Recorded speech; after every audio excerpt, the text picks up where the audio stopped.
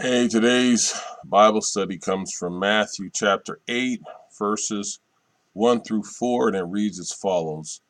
When Jesus came down from the mountainside, large crowds followed him. A man with leprosy came and knelt before him and said, Lord, if you are willing, you can make me clean. Jesus reached out his hand and touched the man. I am willing, he said, be clean. Immediately he was cleansed of his leprosy. Then Jesus said to him, See that you don't tell anyone, but go show yourself to the priest and offer the gift Moses commanded as a testimony to them. In verse 1 in chapter 8, first of all, we have to realize how well known or popular Jesus had become because he had been preaching on this mountain and he was speaking with authority, and he had converted people and they were believing and had faith, and these crowds were following him because they had heard and seen what and listened to what he was saying. Then a man who was sick with leprosy came and knelt before him and said, Lord, and he said Lord with a capital L, as to knowing who Jesus is, having faith. If you are willing, you can make me clean. He didn't say that he came to him with doubt. He just acknowledged the fact that it was Jesus's choice. He said, if you are willing, you can make me clean. So he's saying to the Lord, if it's your will, you can make me clean.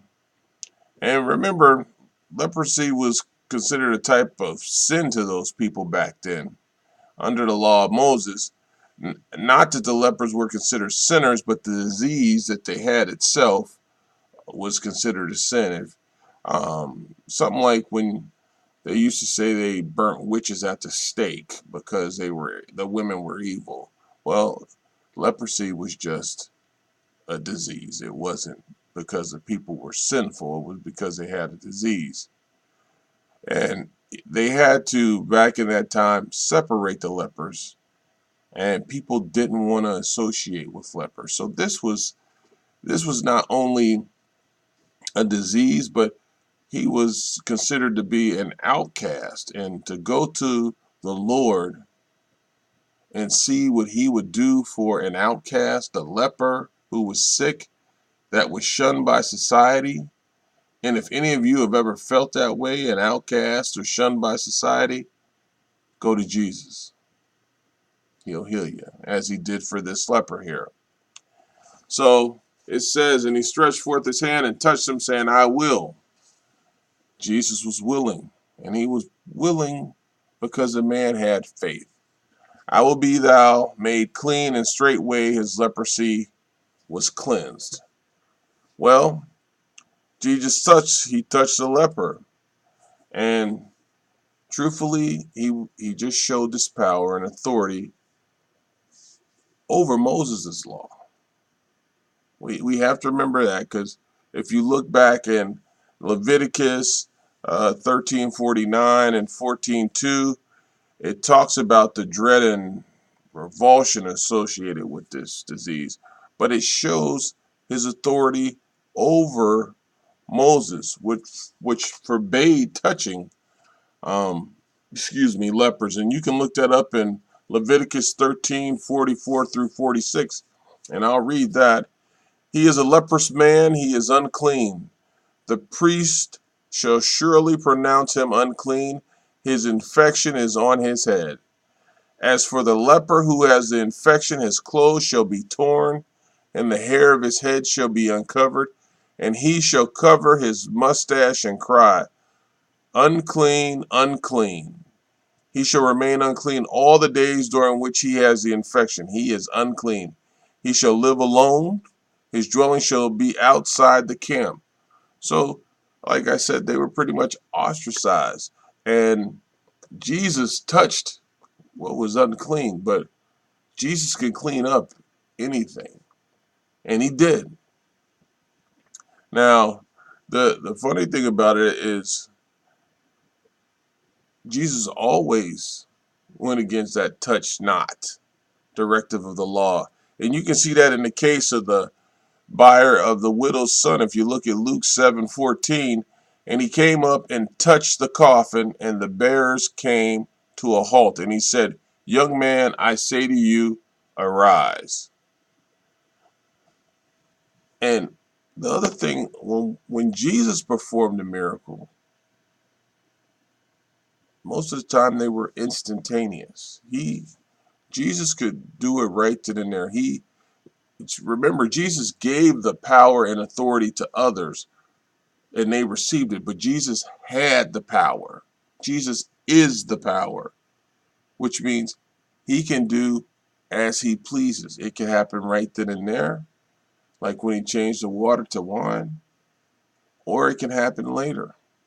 It it's his call, and that's what makes the leper so beautiful to me in this, because the leper, when he said, "It's your will," he knows he has the power, but it's his will, and it always is his will. And now, if you look also the lying miracles in Second Thessalonians 2:9, it says, "That is the one who's coming in accord with the activity of Satan, with all power and signs and false wonders. This of later times are never comparable in any of these particulars to the miracles of Christ." So don't be confused. I don't want you to be confused. Jesus does the work. Jesus has the power. Don't be confused about these other ones that say they can and say they've been doing this in the name of the Lord. Please, please read this, because the miracles of Jesus were usually instantaneous. They were definitely complete. When Jesus did it, it was done correctly. It was unquestionable,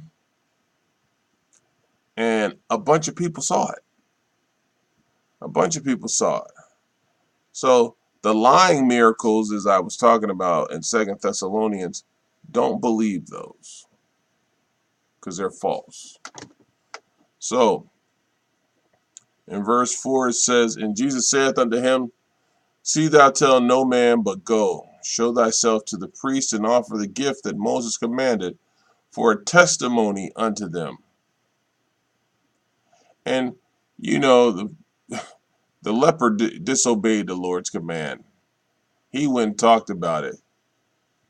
He told him not to go say anything, just to go show himself. And on several times, Jesus said the same thing. If you look at Matthew 9:30, if you look at Matthew 12:16, the disciples to whom he was revealed as the Messiah, Matthew 16:20 even said it. Then he warned the disciples that they should tell no one that he was the Christ.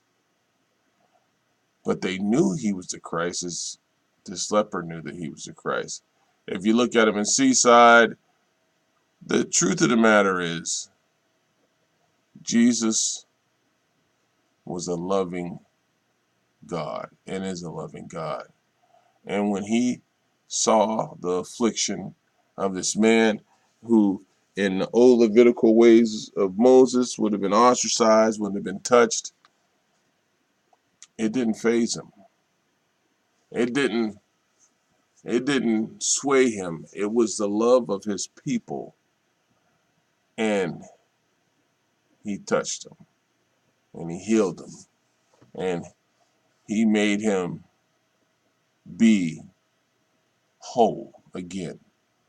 So if you think about what he did for this man, he brought him back into the community. He healed him of a disease, and now he was not considered untouchable.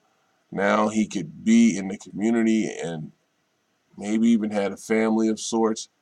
You just think if you're ostracized and now you're allowed to be back.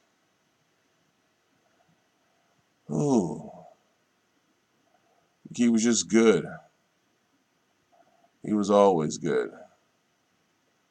And then when he speaks of, for the miracle to be properly attested, it was necessary that the gifts should be offered after Moses' commandment, and that the priest should certify it. And until this was done, that leper should stay at peace. Because if not, a rumor of things that went before him, the priests at Jerusalem, out of envy, out of a desire to lessen what the Lord had done, and then it might deny that the man had ever been a leper.